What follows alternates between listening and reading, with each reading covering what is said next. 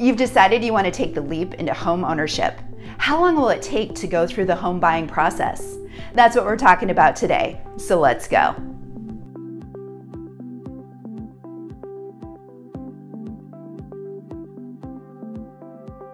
Hi everyone, welcome back to my channel. I'm Bryn Cook, and I'm a real estate agent here in Eugene, Oregon. Today we're going to cover the average length of time that it takes to buy a home.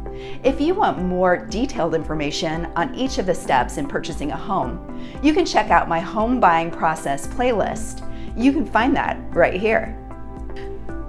Okay, I'd like to start out by saying that what I can't provide today is a definitive timeline because, let's face it, every situation is different.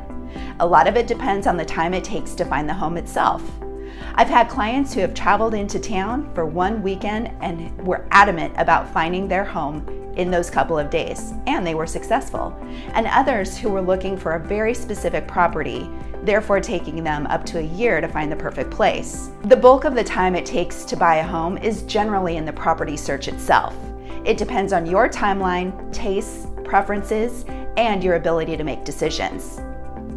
But today, I can provide the average time it takes to get through each of the steps during the escrow process.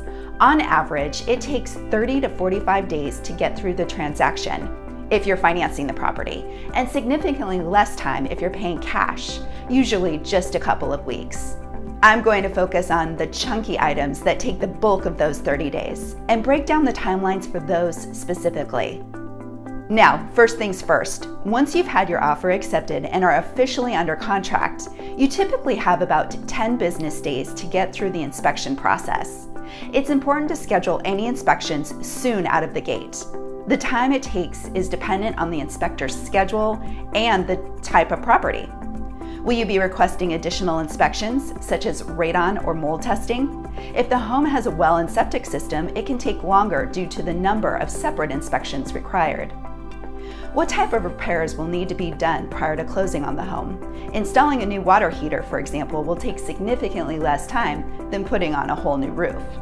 Next, your lender will more than likely require an appraisal of the home. Those can also vary in time based on the appraiser's schedule and the type of appraisal that's required.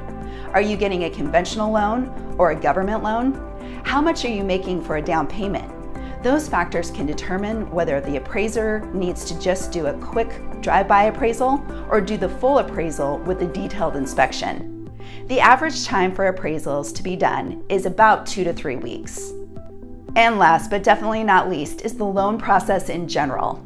Outside of the lender-required appraisal, the lender's process with underwriting, verifying documentation, and preparing loan documents can affect the overall timeline big time. This is why it's really important to choose a good lender who is communicative and on top of their business every step of the way.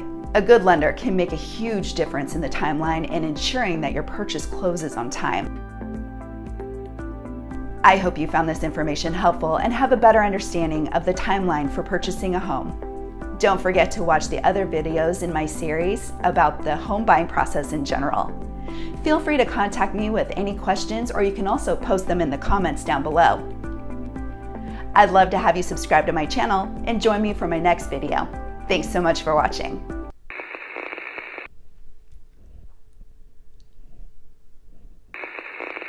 Are you freaking kidding me right now?